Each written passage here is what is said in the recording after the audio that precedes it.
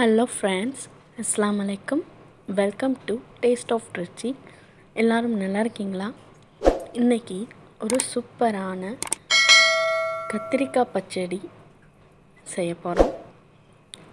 இது பிரியாணி கூட சாப்பிட்றதுக்கு அவ்வளோ ஒரு அருமையான ஒரு சைட் டிஷ்னே சொல்லலாம். இந்த ரெசிபி ஒரு சீக்ரெட் இன்க்ரீடியன்ட்ஸ் யூஸ் பண்ணி செய்ய போகிறோம். அந்த ரெசிபி என்ன, எப்படி செய்யலான்னு பார்க்கலாம். ஒரு சட்டி கடாய் எடுத்துக்கோங்க. 2லேருந்து 3 டேபிள் ஸ்பூன் எண்ணெய் ஆட் பண்ணிக்கோங்க. பட்டை, கிராம்பு, ஏலக்காய் சேர்த்துக்கோங்க. 2 பெரிய வெங்காயத்தை இந்த மாதிரி ஸ்லைசஸாக கட் பண்ணி அதையும் சேர்த்துக்கோங்க. கூடவே 2 பச்சை மிளகாய் ஆட் பண்ணிக்கோங்க. உப்பு தேவையான அளவு சேர்த்துக்கோங்க. எல்லாத்தையும் சேர்த்து நல்லா ஒரு வதக்கிக்கோங்க.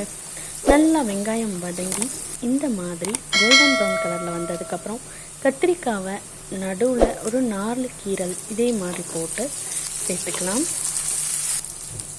நான் ஒரு 10 கத்திரிக்காய் எடுத்திருக்கேன். பெரிய சைஸ் தக்காளியாக பார்த்து கொஞ்சம் ரஃப்பாகவே கட் பண்ணி சேர்த்துக்கோங்க. சின்ன சைஸ் தக்காளியாக இருந்தால் 2 சேர்த்துக்கோங்க. எல்லாத்தையும் சேர்த்து நல்லா வதக்கி தக்காளியும் நல்லா தொக்கு மாதிரி வெந்து வரட்டும். இப்போது 1 டீஸ்பூன் காஷ்மீரி மிளகாய்த்தூள், 1 டீஸ்பூன் வெறும் மிளகாய்த்தூள், 1/4 டீஸ்பூன் மஞ்சள்தூள் எல்லாத்தையும் சேர்த்து நல்லா மிக்ஸ் பண்ணிக்கோங்க. 2 டேபிள் ஸ்பூன் இஞ்சி பூண்டு பேஸ்ட்டு சேர்த்துக்கோங்க. எல்லாத்தையும் சேர்த்து அந்த இஞ்சி பூண்டோட பச்சை வாடை போகிற அளவுக்கு நல்லா கொதிக்க விட்டுக்கோங்க. இப்போது எல்லாம் நல்லா சேர்ந்து நல்லா வெந்து வந்ததுக்கப்புறம் 2 டீஸ்பூன் மல்லித்தூள், பட்டை, கிராம்பு, ஏலக்காய் தூள் ஒரு 1/2 டீஸ்பூன் சேர்த்து திரும்ப நல்ல ஒரு மிக்ஸ் கொடுங்க. இப்போது இந்த மாதிரி லெமன் சைஸ் புளியை ஊற வச்சு அதோட தண்ணியை சேர்த்துக்கோங்க. திரும்ப அதே புளியில் இன்னும் கொஞ்சம் தண்ணி ஊற்றி அதையும் நல்லா ஜூஸ் எடுத்து அதையும் இதில் சேர்த்துக்கலாம். எல்லாத்தையும் சேர்த்து நல்ல ஒரு மிக்ஸ் கொடுத்து தேவையான அளவு தண்ணி சேர்த்து நல்லா கொதிக்க விடுங்க. எண்ணெய் நல்லா பிரிஞ்சு வந்ததுக்கப்புறம் 1 டேபிள் ஸ்பூன் வேர்க்கடலை, 1 டேபிள் ஸ்பூன் எள்ளு, 2ஐயும் நல்லா வறுத்து மிக்சியில் இந்த மாதிரி நல்லா பொடியாக ஆக்கி அதையும் இதில் சேர்த்துக்கோங்க. இதுதான் இந்த கத்திரிக்காயில் ஒரு சீக்ரெட் இன்க்ரீடியன்ட்ஸ்னே சொல்லலாம்.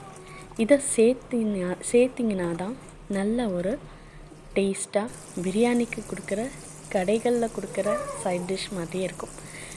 அதை சேர்த்ததுக்கப்புறம் நல்லா கொதித்து எண்ணெய் பிரிஞ்சு வந்ததுக்கப்புறம் ஒரு சின்ன சைஸாக பார்த்து வெல்லம் சேர்த்து அதையும் இது கூட சேர்த்து எண்ணெய் பிரிஞ்சு வர அளவுக்கு நல்லா கொதிக்க விட்டுக்கோங்க. இதோட கன்சிஸ்டன்சி செமி கிரேவி மாதிரி இருக்கட்டும். பாருங்கள், அவ்வளோதான். நம்மளோட கத்திரிக்காய் ரொம்ப சூப்பராக ஹெல்தியாக ஒரு சீக்ரெட் இன்க்ரீடியன்ட்ஸ் வச்சு ரெஸ்டாரண்ட்டில் தர மாதிரியே ரெடி பண்ணிட்டோம். பிரியாணி கூட இந்த கத்திரிக்காய் பச்சடி, வெங்காய பச்சடி வச்சு சாப்பிட்றதுக்கு அவ்வளோ சூப்பராக இருக்கும். இதே மாதிரி இதே அளவுகளோடு நீங்களும் ட்ரை பண்ணி பாருங்கள். எப்படி வந்ததுன்னு கமெண்ட் பண்ணுங்கள். பிடிச்சிருந்தா உங்கள் ஃப்ரெண்ட்ஸ் அண்ட் ஃபேமிலிக்கு மறக்காமல் ஷேர் பண்ணிக்கோங்க.